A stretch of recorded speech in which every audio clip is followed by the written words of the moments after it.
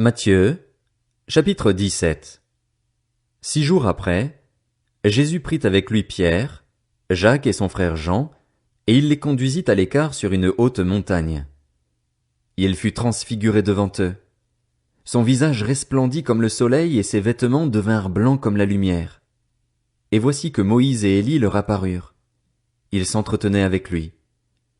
Pierre prit la parole et dit à Jésus, « Seigneur, il est bon que nous soyons ici.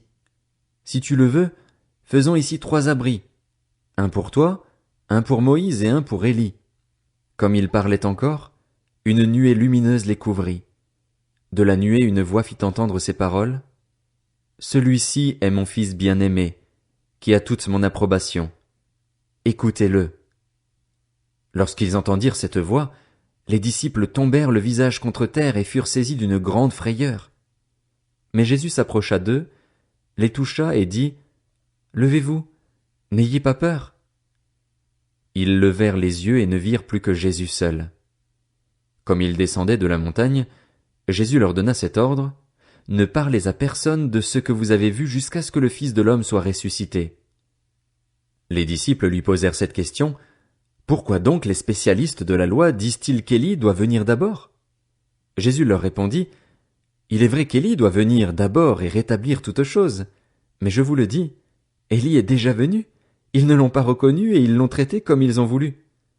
De même le Fils de l'homme souffrira de leur part. » Les disciples comprirent alors qu'il leur parlait de Jean-Baptiste. Lorsqu'ils furent arrivés près de la foule, un homme vint se jeter à genoux devant Jésus et dit, « Seigneur, aie pitié de mon fils qui est épileptique et qui souffre cruellement. Il tombe souvent dans le feu ou dans l'eau. Je l'ai amené à tes disciples et ils n'ont pas pu le guérir. » « Génération incrédule et perverse, répondit Jésus, jusqu'à quand serai-je avec vous?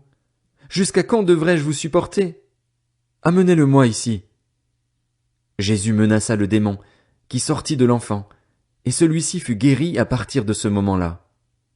Alors les disciples s'approchèrent de Jésus et lui dirent en privé, « Pourquoi n'avons-nous pas pu chasser ce démon? » « C'est parce que vous manquez de foi, leur dit Jésus. Je vous le dis en vérité, si vous aviez de la foi comme un grain de moutarde, vous diriez à cette montagne, « Déplace-toi d'ici jusque-là », et elle se déplacerait. Rien ne vous serait impossible. Cependant, cette sorte de démon ne sort que par la prière et par le jeûne. Pendant qu'ils parcouraient la Galilée, Jésus leur dit, « Le Fils de l'homme doit être livré entre les mains des hommes. Ils le feront mourir et le 3e jour il ressuscitera. » Ils furent profondément attristés. Lorsqu'ils arrivèrent à Capernaüm, ceux qui percevaient l'impôt annuel s'approchèrent de Pierre et lui dirent, « Votre maître ne paye-t-il pas l'impôt annuel? » « Si, dit-il. » Quand il fut entré dans la maison, Jésus prit les devants et dit, « Qu'en penses-tu, Simon? Les rois de la terre, de qui perçoivent-ils des taxes ou des impôts? De leurs fils ou des étrangers? » Il lui dit, « Des étrangers. » Jésus lui répondit, « Les fils en sont donc exemptés.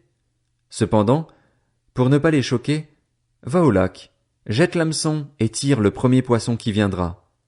Ouvre-lui la bouche et tu trouveras de l'argent. Prends-le et donne-le leur pour moi et pour toi. »